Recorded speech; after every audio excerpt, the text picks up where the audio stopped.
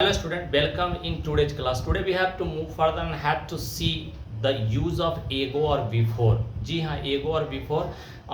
ego और before के use के बारे में हम लोग सिंपली मैंने इट मीन्स बहुत कम लिखा हुआ पाते हैं, लेकिन आज हम लोग आगे बढ़ेंगे और देखेंगे कि आखिर ego और before क्या है. तो जी हाँ, ego और before जिसके बारे में आज हम लोग बात करने जा रहे हैं, यह दोनों एडवर्ब्स ऑफ टाइम है. एडवर्ब्स ऑफ टाइम है और इसका यूज हम लोग कहाँ करते हैं, किस परिप्रेक्ष्य में इसका यूज होता है, इस पे आज हम लोग बड़ी विस्तृत चर्चा करेंगे. इसके अर्थ के बारे में जानेंगे, इसके यूज के बारे में जानेंगे. तो चलते हैं, देखते हैं एगो और बिफोर को. तो डियर स्टूडेंट, जैसा कि मैंने आपको बताया था कि एगो का यूज हम लोग कहाँ करते हैं. नहीं, तो एगो का यूज करते हैं. It is used when you want to date back नहीं from the time of speaking. मतलब अभी मैं बोल रहा हूं और बोलने से पहले का जो भी समय आप निरूपित करना चाहते हैं, जो भी समय आप डिनोट करना चाहते हैं, दिखाना चाहते हैं, उस सारे समय को आप एगो से दिखा सकते हो. और यूज किस में होता है, तो इसका यूज सिंपल पास्ट टेंस में होते हैं. जैसा आप देख रहे हो, इसका यूज हम लोग कहाँ कर रहे हैं, सिंपल पास्ट टेंस में कर रहे हैं. जी हाँ, आप ठीक सुने.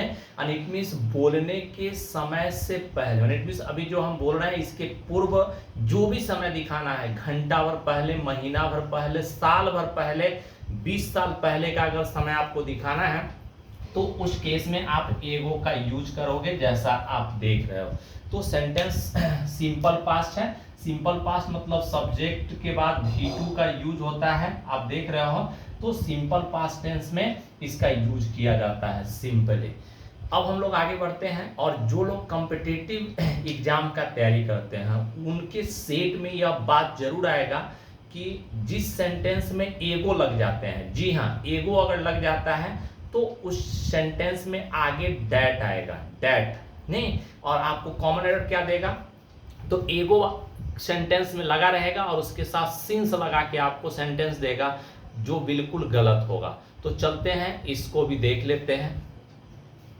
तो डियर स्टूडेंट, जैसा कि मैंने आपको बताया कि एगो जो देख रहे हो ना, इसके बाद दैट का यूज होता है. जी हाँ, अगर सेंटेंस को कंबाइन किया गया होगा तो एगो के बाद दैट चलेंगे. जैसे आप देख सकते हो, इट वाज 7 years एगो दैट माई मदर डाइड. यानी इट मीन्स मेरी माँ को मरे 7 साल हुए हैं, ऐसा. तो इट मीन्स आप देख रहे हो.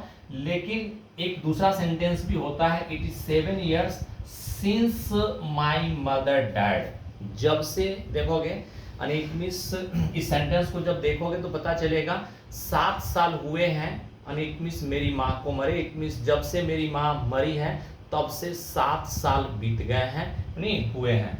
तो हम जब सिंस और एवर सिंस का यूज हम आपको बता रहे थे, तो उसमें मैंने इसका यूज बताया था कि देखो, सिंस जो है वह सिंपल पास्ट टेंस के साथ या पहले आता है. जी हाँ, ठीक सुने. यानी इट मीन्स सिंस जो है वह सिंपल पास्ट टेंस के साथ या पहले आता है, ठीक है ना. लेकिन इस सेंटेंस में कहीं एगो नहीं लगा होगा, जबकि आप देख रहे हो यह सेंटेंस पास्ट टेंस में है. और जैसा कि मैं आपको बता के आया हूं कि पास्ट टेंस में एगो का यूज होता है और के बाद दैट आता है, सिंस का यूज नहीं होगा.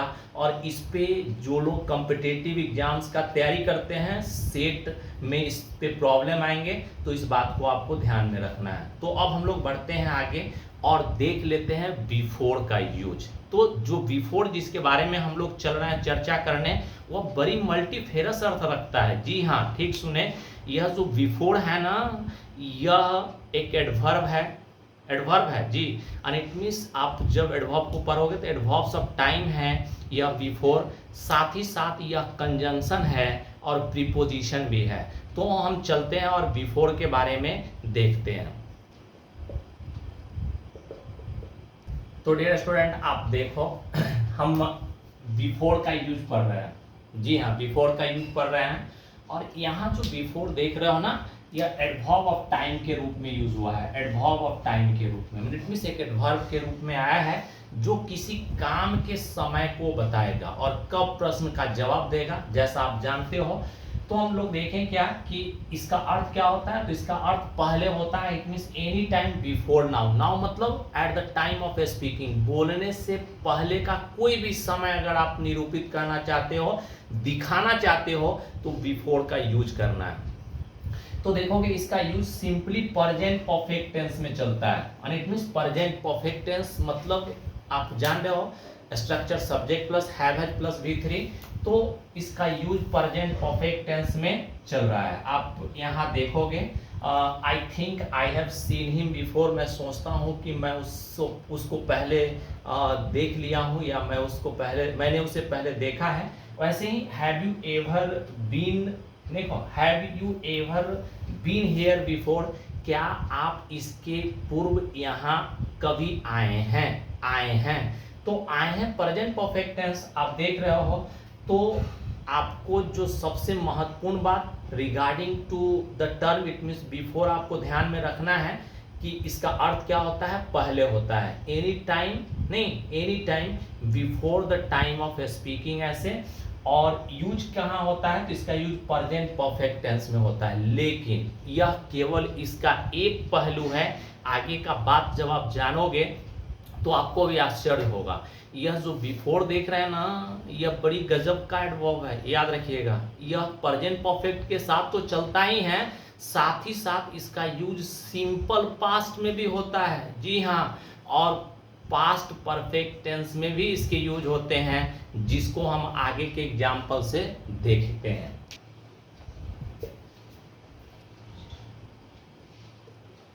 तो डियर स्टूडेंट, जैसा कि मैंने आपको बताया कि यह जो बिफोर है यह प्रेजेंट परफेक्ट टेंस के साथ चलता है, ठीक है ना, पहले के अर्थ में।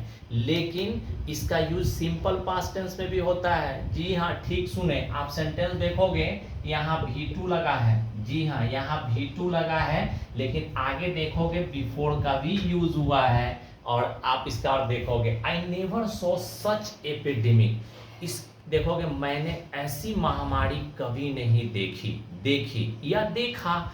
यह जो 21st एरा का जो इट मीन्स 2021 और 20 का जो महामारी हमने देखा, इसके पूर्व ऐसा कभी मैंने नहीं देखा या देखी। आप देख सकते हैं शी कॉल्ड हिम वंस, नहीं she called him once before, इसके पूर्व वह नहीं, इसके पूर्व वह उसे कॉल की थी।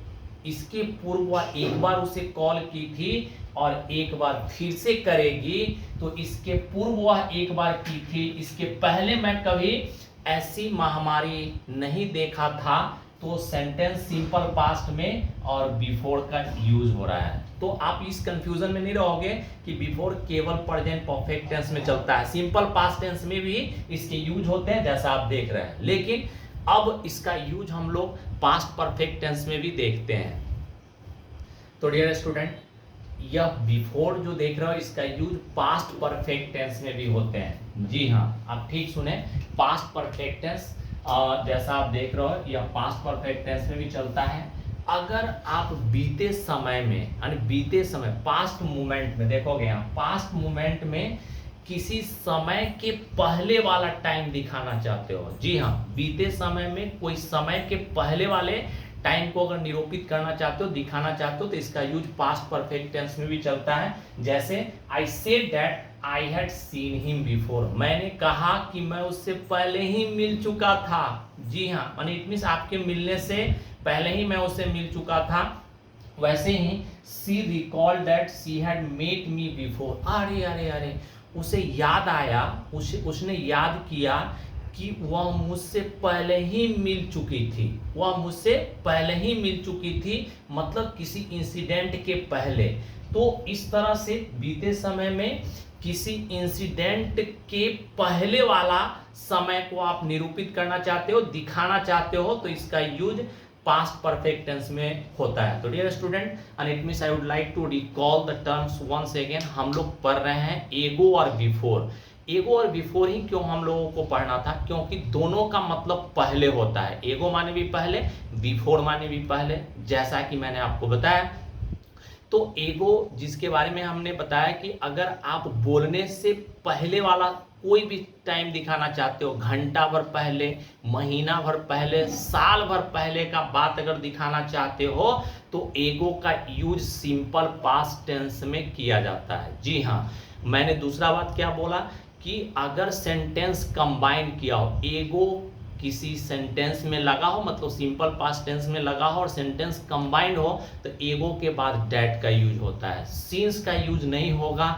अब हम लोग आएंगे बिफोर पे, तो बिफोर का मतलब भी पहले होता है जैसा मैंने आपको बताया, और बिफोर का use simply present perfect tense में चलता है, हैव हैड प्लस V3 वाले सेंटेंस में चलेंगे।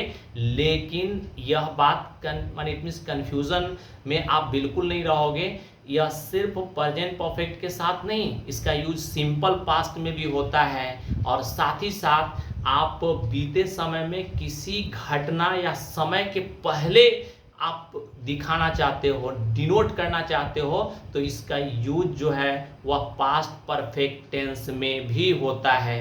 तो अभी तक हम लोग बिफोर का यूज किस रूप में देख रहे थे? एडवर्ब के रूप में देख रहे थे। अब हम लोग बिफोर का यूज कंजंक्शन के रूप में देखेंगे, और वह इस तरह से है। तो डियर स्टूडेंट, कंजंक्शन के रूप में भी इसके अर्थ नहीं बदलेंगे। जी हाँ, ठीक सुने आप, कंजंक्शन के रूप में भी बिफोर का अर्थ पहले ही होगा, लेकिन यूज जो है कंजंक्शन का क्या होता है? तो सेंटेंस को जोड़ने का होता है। यहाँ देखो सेंटेंस जोड़ रहा है, माई मदर हैड कुक्ड, एक सेंटेंस, और कुक्ड फूड और आई केम, दो सेंटेंस को कौन जोड़ा? बिफोर जोड़ा। देखोगे my mother will cook food और आई कम को कौन जोड़ा? बिफोर जोड़ा। जी हाँ, तो यह जो बिफोर देख रहे हो यह कंजंक्शन के रूप में यूज किया जा रहा है। नहीं, जैसे अब देखोगे my mother had cooked food before I came, मेरे आने के पूर्व मेरी माँ खाना बना चुकी थी। मेरे आने के पूर्व मेरी माँ खाना बना चुकी थी, और मेरे आने के पहले मेरी माँ खाना बना लेगी। तो एक चीज आपको ध्यान में रखना है, यह जो बिफोर का यूज होता है वह किसके पहले? तो सिंपल पास्ट के पहले हो सकता है, और सिंपल प्रेजेंट टेंस के पहले हो सकते हैं कंजंक्शन के रूप में। ठीक है ना? तो यह बात जो है बहुत आसान है समझना, इसमें बहुत टेढ़ी कुछ नहीं जो आपके समझ में नहीं आएगा। अब हम लोग बढ़ते हैं आगे, और इस नहीं बिफोर का यूज प्रीपोजिशन के रूप में देखेंगे। चलते हैं।